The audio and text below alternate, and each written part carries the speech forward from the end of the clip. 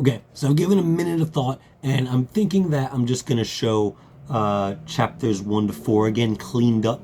There's a lot less just weird little issues. Like I remember early in the story, I was like, yeah, they toss her out of the house where it's like cold and wet on the ground, but then like literally 2 sentences later, she's like dusting herself off. I'm like, that doesn't make sense. Fixed a lot of that stuff up, but this is right before I start getting into implementing the big changes, the things that I left myself notes about being like, add this backstory, add more conversation stuff, and do stuff like that. That's all happening, and that's going to be more than likely in the next one. But for as it is right now, I'm thinking totally fine to just clean it up, make it a little bit more listen to. Yeah. Is there anything else? No, just a better version of chapters like 1 through 4. All right. Ah, crap! I can even turn it off. Wait, hold on. Chapter 1, Cassandra. Cassandra's bed has a humble wooden frame, made from the soft brown wood of the outer forest. She lay deep in slumber, her body adorned with a threadbare quilt she had stitched together from old fabric scraps. Despite its worn appearance, the bedding was perfectly warm and comforting, cocooning her in a swath of faded colors. A rickety wooden bookshelf stood against one wall, its shelves mostly empty except for a bit of dust, a few cobwebs, and a bowl which contained the remains of a fat little fish with no name. It had died yesterday, though its passing won't be of any great concern. It had lived a good life, and died with a full stomach. Why, it would still have had children, had it not eaten them as they were born. Tomorrow, she will take it out into the forest and offer it to the beetles as a show of thanks. A tiny gesture, considering the fact that she had ignored their warnings. The room would be an uncomfortable space, were Cassandra a bit older and a few inches taller. It was certainly small, with no space for even a window. On the opposite side of the room was a wooden desk, covered in ink stains and surrounded by scattered parchment. Her handwriting skills would never be considered an art form, but with time and a little patience with herself, she could both read and write. To be sure, there were words she does not know, nor would she recognize, but for a 9-year-old she would be seen as clever, if not above average, for never having any formal education. The floor was a mix of perfectly even tan wooden planks and a worn-out rug that had seen better days. It was the one thing in her room that she would always keep clean, as her father had once exploded into anger when he found it caked with mud. She wasn't one to neglect her responsibilities, however the night before had been difficult and she went to sleep as soon as she got to her room. She had left a trail of mud leading from the front door, and her bed sheets would take hours to clean, but that old rug seemed to be the only thing that bothered anyone. Her mother, Catherine, would often step in should Weslow become aggressive, but this time she just stayed quiet.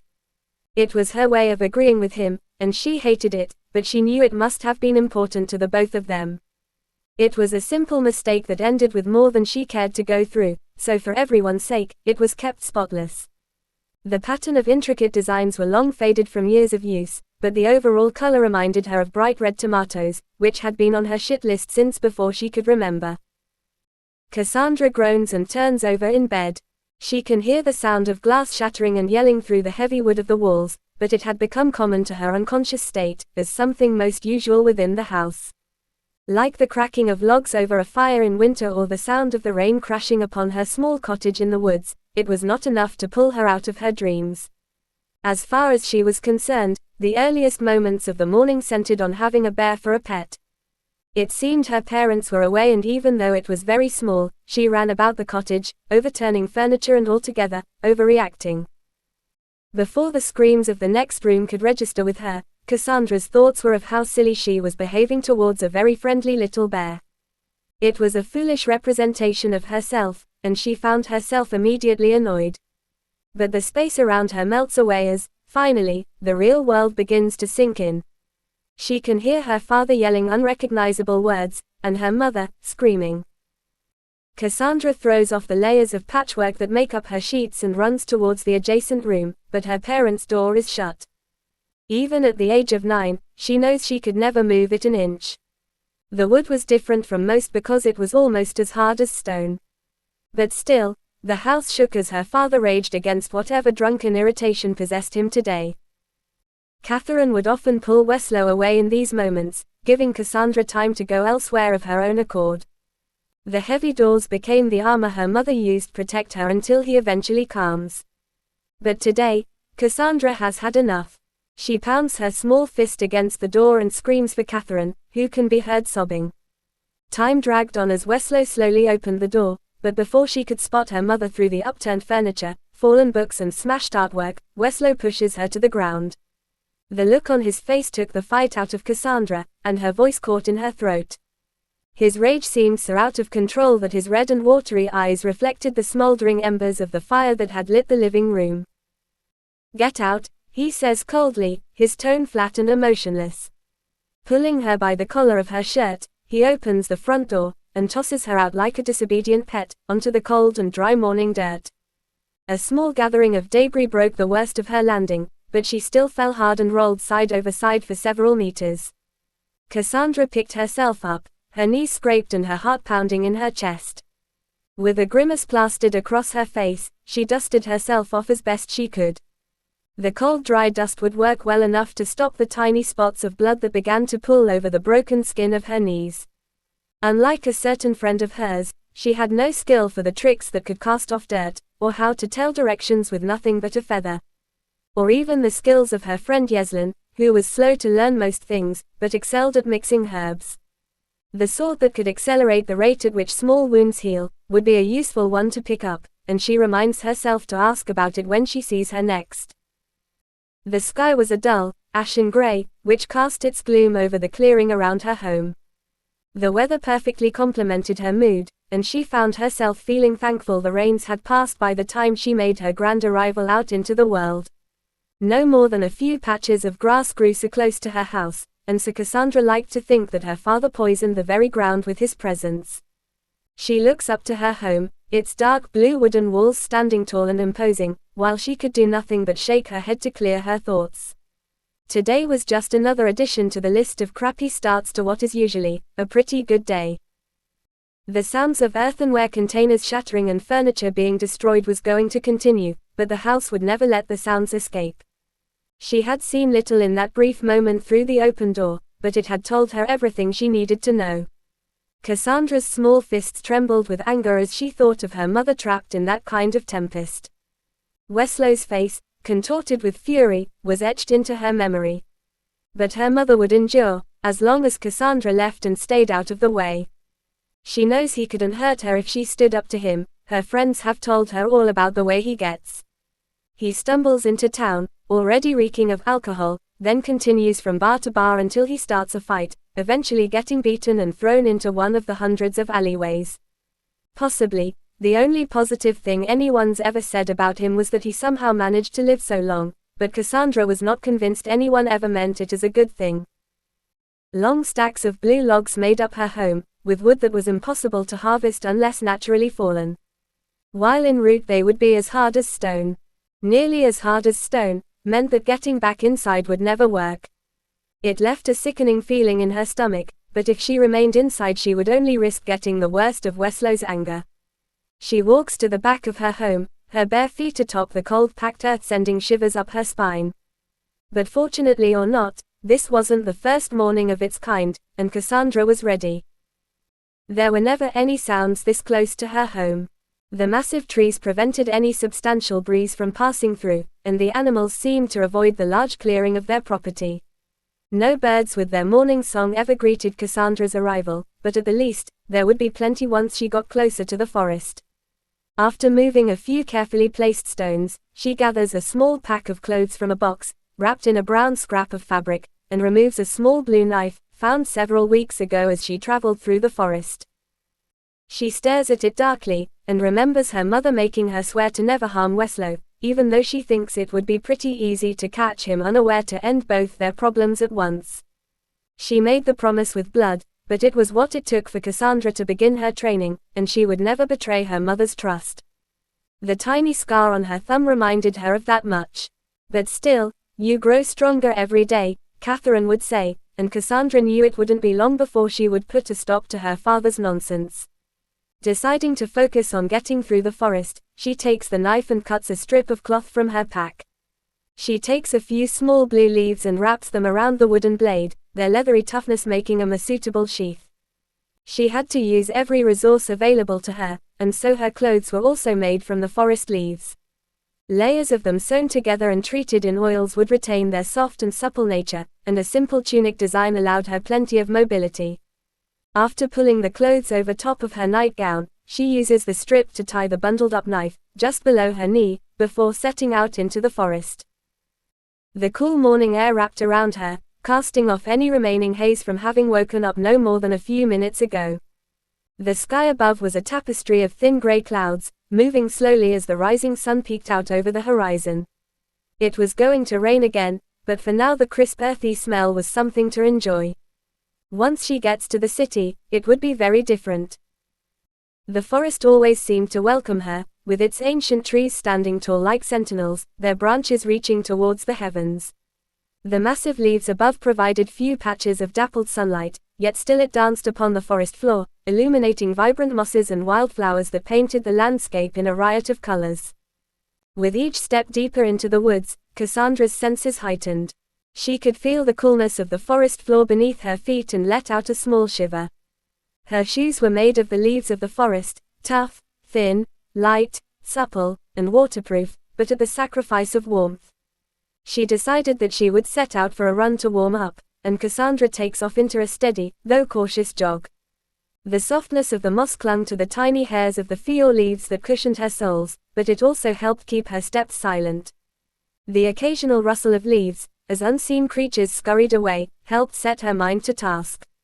She had learned to navigate the blue forest, modifying her path each time to evade the creatures that called this forest home. The forest floor bore evidence of their presence, tiny paw prints reminiscent of mice and larger webbed tracks that left deep, four-pronged gashes in the earth. Cassandra had adapted, randomizing her route to avoid the predictable patterns of these inhabitants. But today, a sense of unease settled within her. Her recent confrontation with Weslow still echoed in her mind, and his eyes, burning red with anger, haunted her thoughts. It was unlike anything she had experienced before. There were a few tricks to getting by in the forest, and it took more curiosity than caution to figure them out. But even after years of moving through, there was always something new to discover. The smallest kinds of life seemed like a safe place to start when she first became curious, but she didn't expect that so much of her initial trips would be filled with following the lives of tiny blue-striped beetles. She couldn't stand bugs at first, and she'd get upset each time she found them in her hair or clothes, but they never seemed interested or bothered enough to bite her. They surely could, for protruding below their 3 sets of eyes were 2 sharp rows of mandibles, but it didn't take long for her to find out how they survive. For around 4 days a month the rain falls non-stop, making traveling through to town impossible. But after the great storms pass, the flood waters push the town's filth and trash into the forest, where it's broken down by creatures such as the little beetles. Each month they'll eat the garbage or bloated remains of the dead that gets washed in from the city. Within a few days they strip everything off the dead, leaving nothing but bones behind. It was a disturbing sight to be sure, at first. But after she learned that the various animal bones could be used for picking locks, she came to absolutely love the creepy little things. She overheard the older guild members saying that any lock worth picking will be warded against metal tools, but nothing could detect bone. That meant that each month she could collect enough to treat her friends, and as the few dozen bones rattled in her bag, she was eager to meet up with them. Living in the center of the blue forest had moments of great peace, but it also cut Cassandra off from the entire world. She has no one she can speak to, no neighbors to visit, and no food stalls to beg from. But most importantly, her friends could never come here. She needed them in her life, so she wouldn't risk them being hurt. What's more is that they cared about her just as much. They didn't act or talk the same way around her as they did with everyone else, and it wasn't just because she had saved their lives. They always make time for her, they always want to hear about her training at home, the things she discovers in the forest, and to tell her their stories too. One was always in the middle of some silly new problem of gigantic proportions, with Cassandra getting roped in to help. Yet you might be forgiven for thinking that the other brought some manner of caution or maturity to the group, because for the truth of it, 19-year-old Yeslin was in many ways so much worse. A stolen item could be replaced, and sometimes a person may want to see them beaten to a pulp, but Yeslin was a lot trickier when it came to getting what she wants. Though dangerous instances may be rare in comparison, it meant that when Yeslin needed help, things were already really bad. There was probably so much more than what they told her, but Cassandra understands that they have to do things to get by, and they're the sort of things they don't want her anywhere near. Over time, Cassandra found that the blue bugs seemed to respond to her.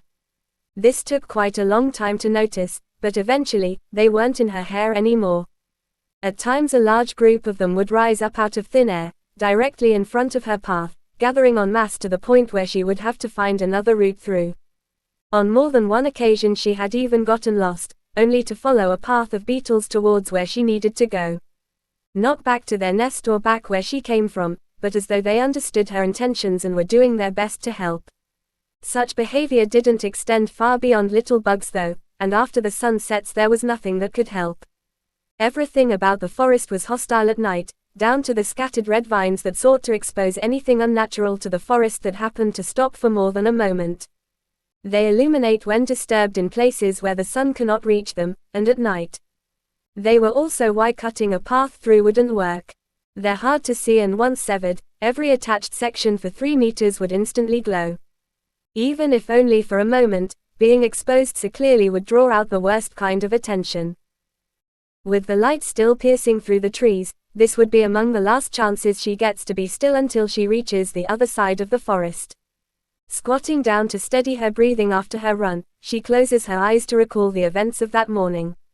Weslow reeked of alcohol, and there were some signs that he was recently in a fight. His shirt was torn, with a few dried brown blood stains trailing down his chest. He had some fresh bruises around his eyes and lips too. He got beat up, she whispered aloud. He's so fucking pathetic. It was a regular sight to see him in such a state, then taking his frustrations out on his family, but there were times when everything seemed fine, yet her mother would send her away, sensing something must be off with Weslow. Those times were by far the worst. Her mother had to conceal her injuries with thick makeup or wear layers of clothing to hide the purple swelling from bruises. She never went anywhere to escape, but she would still put on a show as though Cassandra couldn't tell what was wrong. Even so, it would show in Catherine's movements during training. At times she might only use one hand to fend off Cassandra's attacks, or she would forego the quick steps she used to dodge, instead bearing down and pivoting as she blocked and parried. There was no way to comprehend it fully. Her mother had been training her in self-defense since the age of 4, and now, on the cusp of her 10th birthday, Cassandra knew that she herself possessed the strength enough to kill him. Her mother had no reason to endure such abuse, she could certainly overpower Weslow effortlessly. Shaking off her contemplation, Cassandra became acutely aware of the need to press on. There was nothing left for her back home. With renewed determination, she resumed her journey, knowing she had no more than a half-hour's time until she reached the outskirts of the slums. Finally, a glimmer of familiarity emerged, a small stream she had previously crossed farther to the north. With a sense of relief, she decided to follow this direction. She estimated it would take only another 10 minutes to reach the city. However, as she crossed the stream and ventured no more than a few meters in, her heart sank. The fog was gathering at an alarming rate and the sound of the stream completely disappeared. Even so, with an idea of the direction she has to go, she decides to press on. Add the beetles warning here. Pressing past massive leaves and slipping through tightly packed trees, Cassandra's feet suddenly felt as though they had been kicked out from beneath her. She stumbles forward, all sense of equilibrium lost as she spills down an incline. She touches down hard onto her back, her head hitting hard against a stone that lay just under the mossy surface. Cassandra's head was still spinning as she stood up, the muscles in her back screaming at the effort. As her vision clears, Cassandra's mouth drops open in alarm. She was surrounded by a hazy white fog that poured out from within the very earth, parting to reveal a blood-red lake, stretching out into infinity. Sitting at the water's edge, their feet dangling below the surface, was a boy not much younger than Cassandra. An instinctual urge to call out a warning surged from within, but she immediately clamped both hands over her mouth, muffling any sound. She dropped to her knees, keenly aware of the stillness that enveloped the water's surface. Something was terribly wrong. Ensuring she remained hidden, Cassandra maneuvered side to side, inch by inch, cautious not to disturb the individual vines beneath her feet for too long, until she found better cover. Minutes ticked by in eerie silence, and just as doubt started to seep into her thoughts, the piercing sound of a man's voice shattered the tranquility of the surroundings. It came from across the lake, so Cassandra took that moment to scramble over to the closest tree that could afford her a better and safer view. It didn't take long for the yelling to get closer, the fog seemingly guiding her sight, as the only clarity she could see across the lake was a single spot, where before long, a man, eyes wide with frenzy, appeared yelling, "Please, come back." The fog thickened around the boy at the lake's edge, but at the man's words a new voice emerged. "I'm over here, Dad. Help me, I'm scared." Cassandra's mind reeled in terror.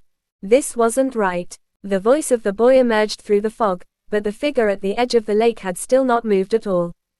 This was a trap, and it wasn't meant for Cassandra. The man, distraught as only a loving parent could be, sees the childlike figure and his words of comfort come pouring out effortlessly. This man wasn't Weslow, this was a good man. This was over. The water only rose to his waist, but halfway across, the man seemed to struggle.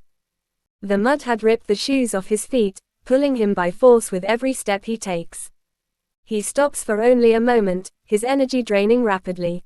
He still calls to the child, still yelling words of comfort. "You'll never have to be scared again, I will get you home safe, I will save you." But he has stopped for too long, and now the vines within the water begin to explode into radiant light. The water begins to swirl around, and from within the whirl emerges the form of a woman, her body dripping the glowing red water of the pond as though it were blood off the fangs of a beast. Cassandra was frozen, her eyes widening in horror. She wanted to scream, but the sound was lost to her as the billowing white cirrocumulus wisps threatened to pull Cassandra in with its force. Within seconds the fog had gathered into a sphere, encapsulating the man and now lifting him above to water to stand at equal height with the creature. "Run!" Every fiber of her being screamed at Cassandra, but she couldn't. The fear had its grip. "Run!" Again the words tore through her mind, but it made no difference. The maddening dance of mist began to rip at the man, slicing away chunks of his flesh as his screams burned into Cassandra. Clasping her hands over her ears did nothing to silence his agony, but the sound was enough to return a fraction of her senses. Looking down, she sees that the red vines had wrapped tightly around her left ankle, and were beginning to give off a light that drew her into the depths of despair. Panic surged through her and her entire body was trembling while the light continues to spread, as if to say, "You're next." She takes the small knife off her leg and managed to quickly cut herself free, not caring in the slightest that she sliced herself in the process. Her last glance back came as a matter of instinct, and what she saw would never fade in its clarity for the rest of her life. The vortex of fog was filled with blood. The man was nothing more than the gore within, save for one thing. The sphere lifts above the creature's form and bursts, its arms stretched above its head in welcome as the blood rains down upon it, and within its hands was the man's heart. Branches whipped at her face, leaving scratches, and every stone and vine caused her to stumble, but she kept running. The screaming in her mind wouldn't stop, forcing her to review the scene over and over. The warmth of the man's voice calling for his child, the screaming, the way the creature seemed so close to her kind, the sound of the blood bursting forth and splashing into the lake.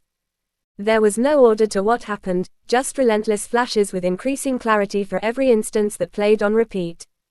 The man's face agonizingly contorted in pain, the creature's black eyes twisted up into an expression of ecstasy, and now she sees, his heart had still been beating even while the rest was ripped apart. She didn't stop running until she could see the trees returning to the brown that indicated the worst was behind her. She could now feel the wetness of the blood on her face as she touches her cheek, but though the damage wasn't significant, the sight of her own blood returned her to that moment. The damp earthy smell in the air around the lake, the vines with their red glow, and now the blood on her hands, that may not entirely belong to her. With her flight of survival flooding her mind, she had relaxed for only a moment before the memories came flashing back into her reality. Clenching her hand to her mouth, she couldn't stop her body's violent reaction. The vomit pushed through her fingers and the tightness in her stomach forced her to her knees. Releasing the rest of her sickness took the air from every inch of her lungs, and she rolled on the ground, thrashing her filth-covered fingers against her throat, wordlessly pleading for air to return to her. The light begins to fade from her eyes, but she has just enough sense left to hear the only sound she needed. Fuck. Kid. No. What the fuck happened to? And despite the rest of the words fading into oblivion, Cassandra, tears streaking down her face, managed a small smile before losing consciousness. Chapter 4. Garliette. Sister Garliette sleeps in a room located closest to the gardens, which she feels has its share of positives and negatives. The room looks about the same as all the rest, however it did have its share of unique qualities. It may have originally been a washroom for as much as she knew, however hundreds of years ago when the grounds were new. Her window may have been a mural depicting some grand moment, perhaps. But during her time here, it has been no more than a rectangular hole in the wall. The grand mural was far from the end of her fantasy, as quite often she would be lost in thought, imagining the world as she would have liked it. Something calmer, most certainly. The weather, for one, was easily predictable if your guess was that it'll pour, then dry up, and then pour again. The problem was that there would be no more than a handful of minutes before the change would happen. The rainfall could clear, dry, then rain again a half a dozen times a day. Being the first to know when the storms are passing through, wasn't her most favorite feature. With the wind blowing hard enough to make the rain fall nearly horizontal through the opening, she usually wakes up cursing, with her sheets half wet. Whatever had filled the stone window had been destroyed hundreds, if not thousands of years ago. Today though, it wasn't a storm that woke her, but a voice. Her eyes flutter open as she absent-mindedly wipes her face of sleep debris, and she sees the first light of the day shining in. After a great yawn overtakes her, she listens. The singing is still there, but it is still a bit too early for the children to be awake. Perhaps one of the rats have snuck out. Oh well, she thinks. There was no great urgency to inspect the sound, as it rang through the gardens. Garliette slowly gets out of bed and pulls her outfit on over her nightgown. She was about to set a pot of water on to boil, but a thought occurred to her. That voice sounds so young, but none of the little ones know how to count so well. He goes all the way up to 20, she thinks, before hearing him start to describe what colors he must be seeing. Red, orange, white, blue. He must be in the center of the garden, where all the different flowers come together. She tosses her earthen cup to the ground. It was no great thing, as it crumbled harmlessly underfoot.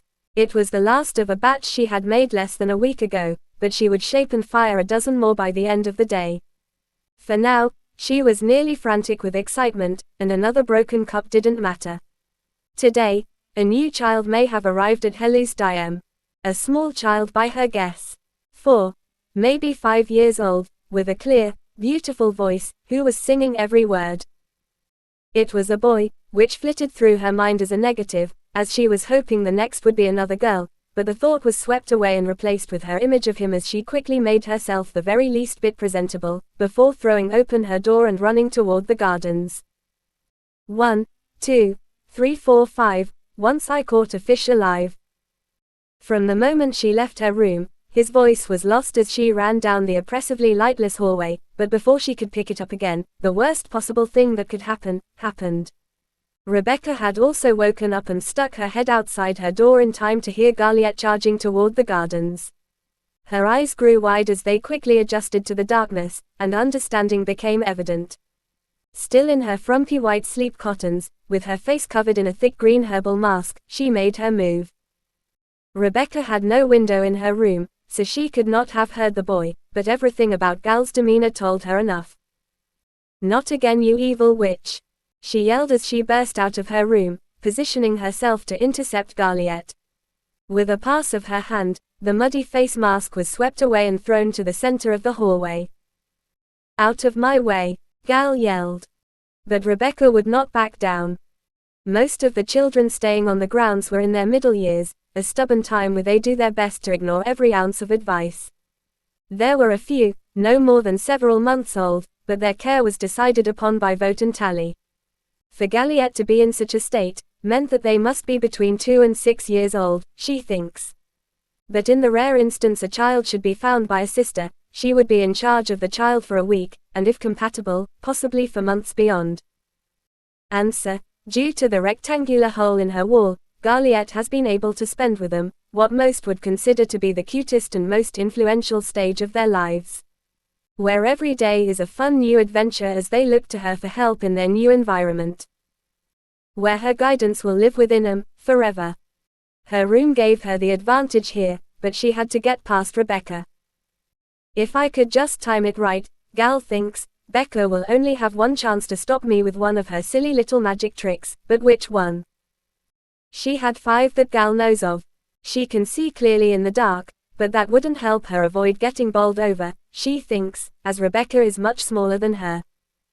But Garliette, unfortunately, isn't the quickest thinker, and so her plan came much too late. Rebecca simply placed a single finger against the wall, and it was done. Quick as lightning, a bright, thin white line crackled and traced itself down the wall and flashed across the ground towards the bit of mud she had thrown. Garliette couldn't have seen it. Rebecca was 2 steps ahead of her, and for just a second, the ground had become like ice, causing Garliette to let out a surprised yelp as gravity began to make little sense. But this wasn't over quite yet. Garliette had built up enough momentum that no matter which magic she used, her body would still crash hard into Rebecca, taking them both to the ground in a tangle. Each tried to get up, but the other kept pulling her back down. See? You're not so clever, I knew you'd try something like this. Yet, you're still on the floor. How was that your plan? It did work, and you didn't even hear the boy. So I'm right, this is unfair. You can't claim another child when others are waiting. I won't allow it. Allow? When did you become so important? And it's only for the first week. You're being dramatic. Let go. Absolutely not. Help. Help me, anyone. Rebecca yelled at the top of her voice, in true dramatic fashion, all the while locking her arms around Gal's waist. Mere moments later, the hallway was lighting up and filling with giggling women, who all clearly understood the situation, and in the distance, she could hear the young ones waking up. It was time to give up. Fine, I said. Get off of me. You are absolutely shameless. What's going on? There's a new boy in the garden. How old is he, Gal? I couldn't see him, but I'd guess 4 or 5. I heard him singing his numbers and colors. Singing. The matron pushes past Garliette, with everyone in tow. The look Garliette gave to Rebecca would have to be revenge enough. But as they got to the gardens, there was no child to be seen. Fengia took the lad to the men's kitchens. Brash will know if the boy stands hearty and hale, and after that they'll bring him over to the women for coddling. A cold smirk of disappointment ran across more than a few of the women's faces, as this was a sign to scatter. Rebecca shook her head at Gal, waved hello to Trader Grelis, then began the walk back to her room. Unlike most of the few men allowed into the house, Grelis wasn't there to court one of the residents. He was a longtime trader whose family had sold and supplied the house for generations. This, the 6th of his line to take up the kindness, was much less the rugged man than his father. And for a good reason. Grelis Senior the 5th was more of an adventurer than trader. The man couldn't sit still, and he pushed the limits of his journeys as far as he could, bringing the household more tales than fresh food. They would never complain, but the newest head of the family, they felt, was nothing less than a blessing. Food, clothing for all ages, and supplies to the point where they had to decline at times due to lack of space. Grelis VI, you see, loved every aspect of being a trader. His work was more than his legacy, but a way to help others become self-sufficient. And nothing showed that quite as well as the woman he calls his wife.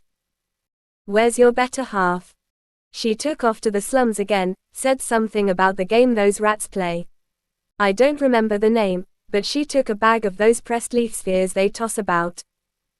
Will she be all right? My girl knows how to handle herself. Besides, they know her face is a good one, and the people down there would kill for a kindness.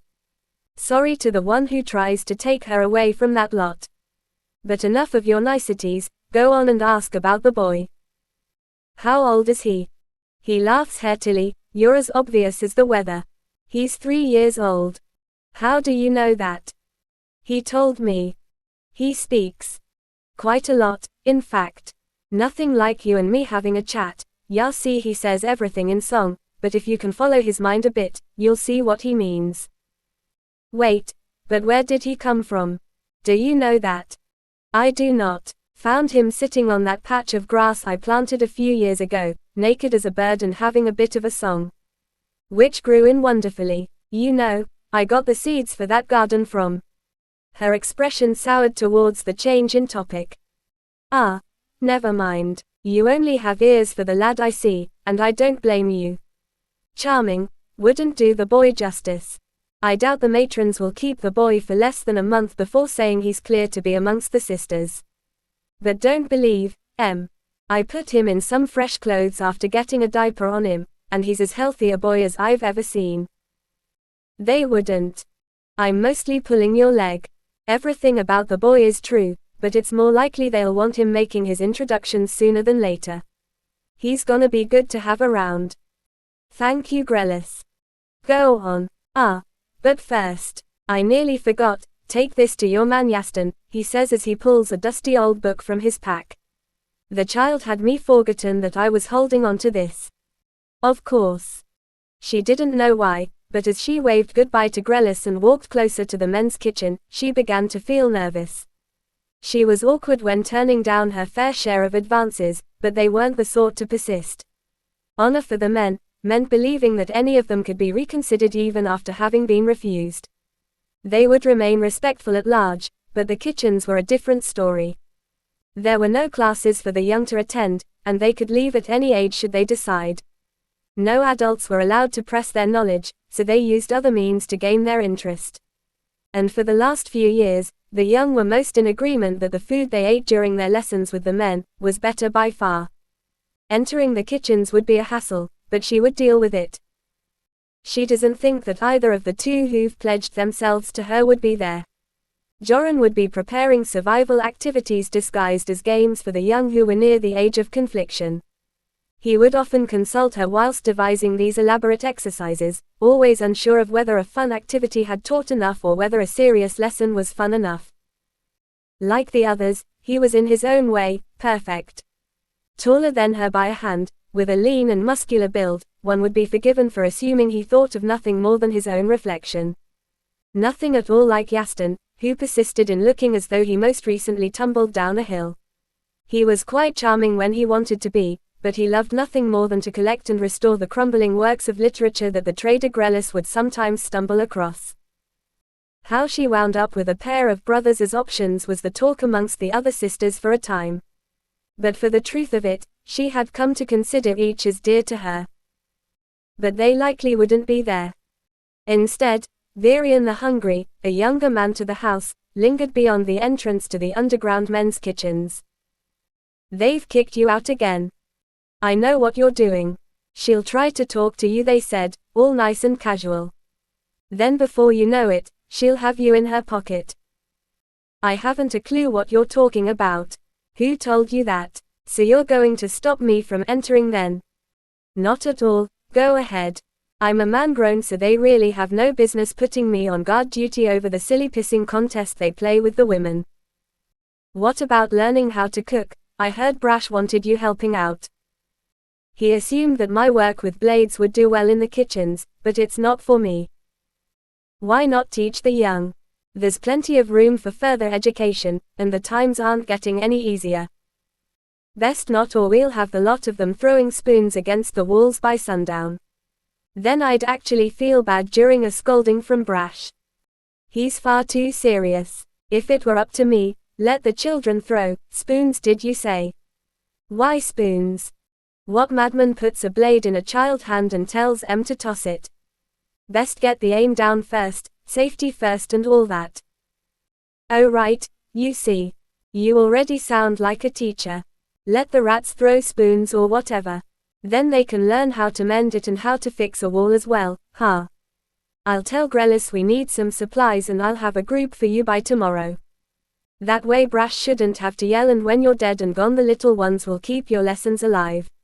Everyone wins. Bring food. Did I just agree to something? I'm still in range to last a good while on the hunt. Most of the old ones would drop dead the second they left the grounds, so I'll stick to what I'm good at while I still can. Better not let them hear you call them old. Still, tomorrow you'll teach what you can, it won't take long, right? The idea ain't hard to understand, it's just practice, really. Perfect. So 1 hour and then you can grumble off to your hunt. You know we get more than enough supplies with Grelis's trader. I know, but you can never have enough money put away just in case, and food's the best way to get some. I've spent time as a raider. It's wise to have your own paid men to keep things calm should the red come knocking.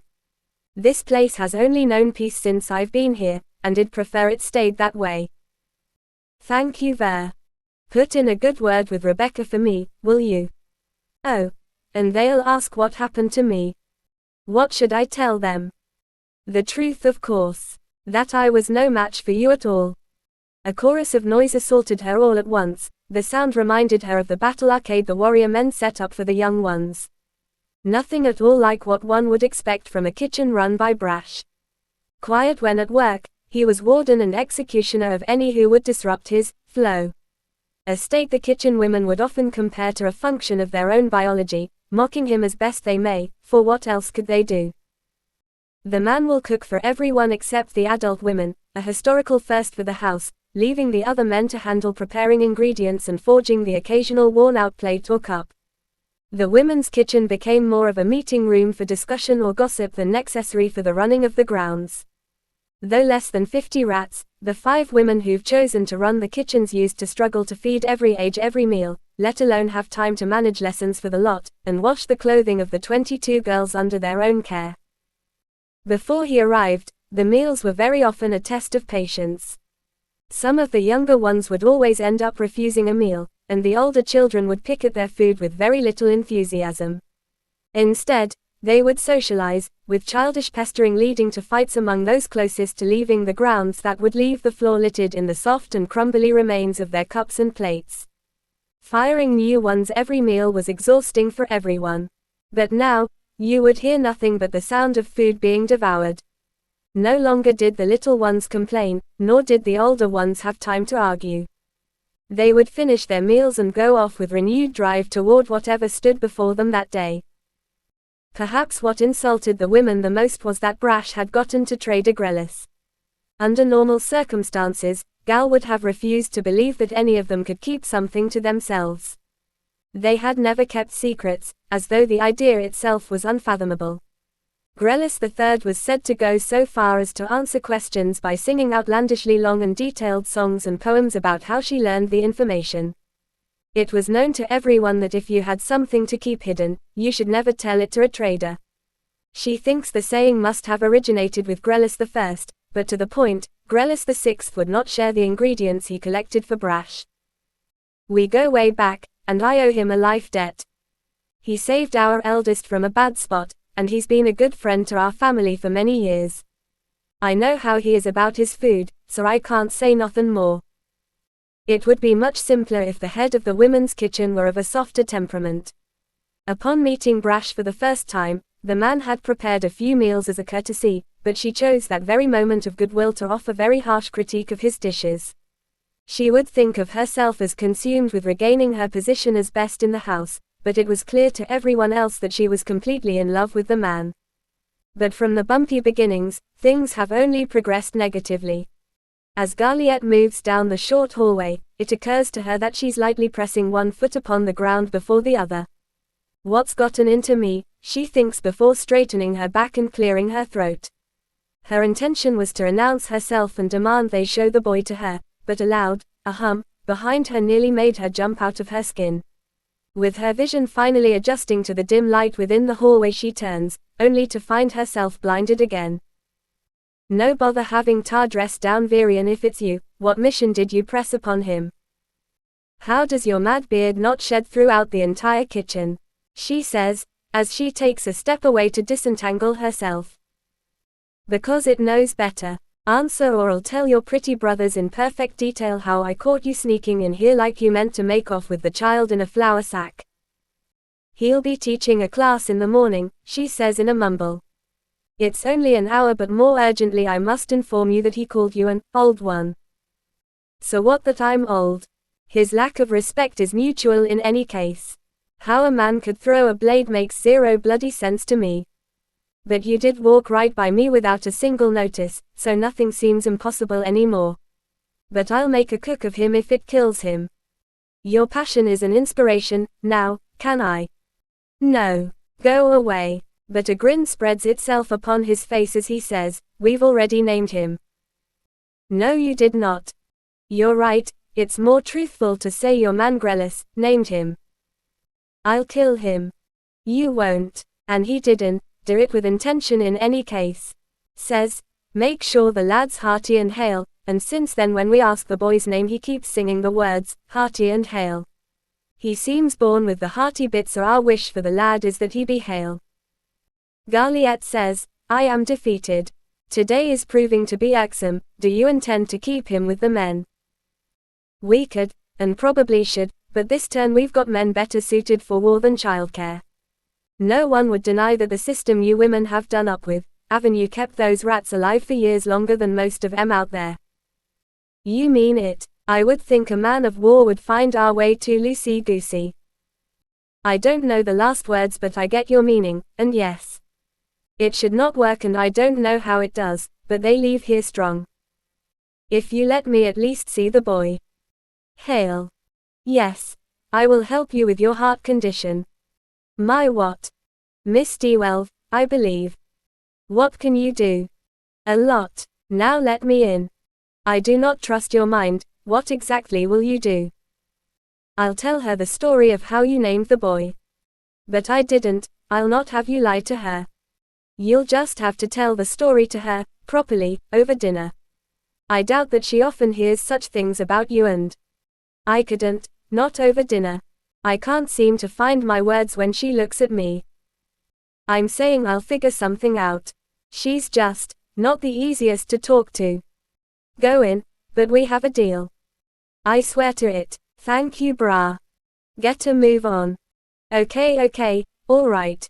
Pulling open the door to the kitchens could only be described by Galliette, as though she were entering the heavens.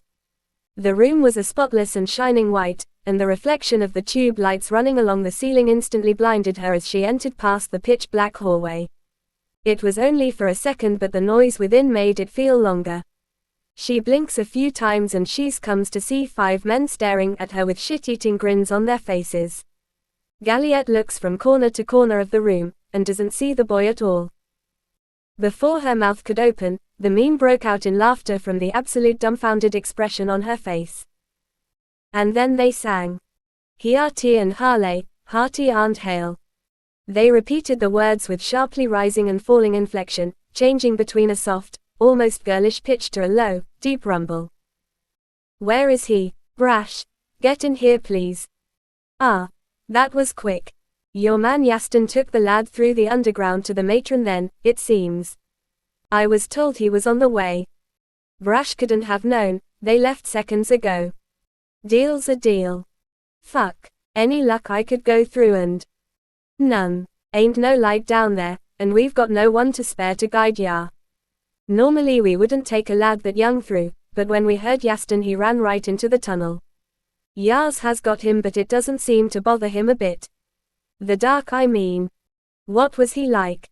Is telling you a part of this deal I heard you making with the big man. It is not, Brash says. I got it, I'm going.